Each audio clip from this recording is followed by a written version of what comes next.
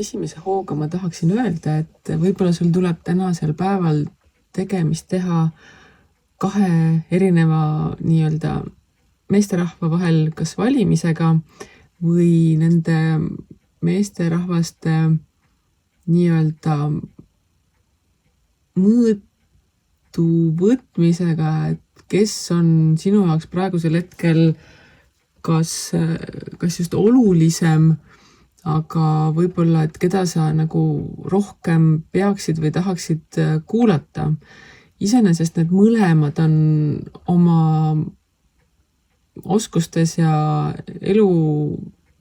kohas täpselt sellises paigas, kus nemad teavad, mida nemad tahavad, kuidas nemad tahavad ning sinu asi on siis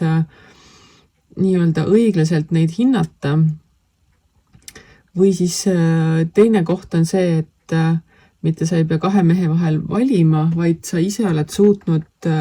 jõuda enda elus sellisesse kohta ja sa võib-olla täna märkad seda rohkem, kus sinu sisemine ja sinu välismaailm on niimoodi jõudnud sellisesse kas tasakaalupunkti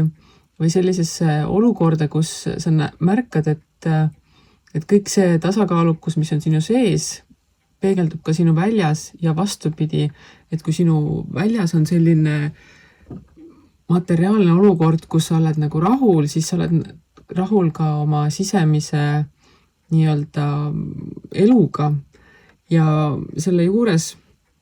loomulikult tasub alati märgata ka seda, et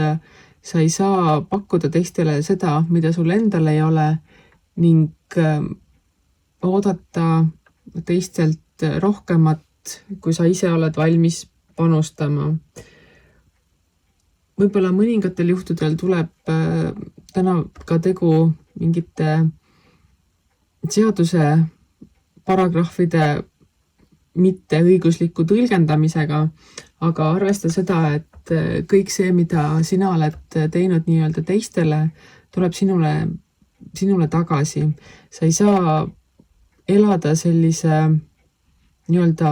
kivi alusena, et teen, mis tahan, olen, kuidas tahan ja minule mitte midagi ei kehti ja saan ainult saan kõik asjad seda, mida mina tahan, nii nagu ma tahan. Universumis sellist seadust ei ole, et sa saad seda, mida sa tahad, vaid universumis on selline seadus, et kõik, mida sa välja annad, tuleb sinuni tagasi. Et sa ei saa välja kiirata ainult küüned enda poole olekut, sest et siis sa saad selle kõik küüned enda poole tagasi selliselt, et see tagasisaamine on selline väiklane ja vastik ja kehva sest et sina näitad enda energiat sellisena, et mina tahan, mina olen ja siis on siuke väike porikärbes. Siis sa saad oma selle sitaõnniku, nagu sellele porikärbsele sobib. Ehk vaata, mis sul on nii sees kui väljas ja selle alusel sa saad ja sul on mõistlik jagada oma oskusi, oma tegemisi ka teistele, aita, õpeta, toeta, siis tuleb ka sinu poole tagasi see aitamine, toetamine, mida sinul parasjagu võib vaja minna ja jälgi, et kaalud oleksid alati tasakaalus, sest et ka niipidi, et sina annad ja annad ja annad, aga midagi tagasi ja vastu ei võta, ka see ei ole väga pikas plaanis jätkusuutlik. Ehk sa ei pea põnnitama teiste nimel veri ninast väljas, kui nemad sulle seda tagasi ei tasu. Vaata, kuidas sinu elus on sellised tasakaalumomendid ning nende abil saadki ka edaspidi oma elu siukest mugavalt ja hea äraolemisega elada, sest et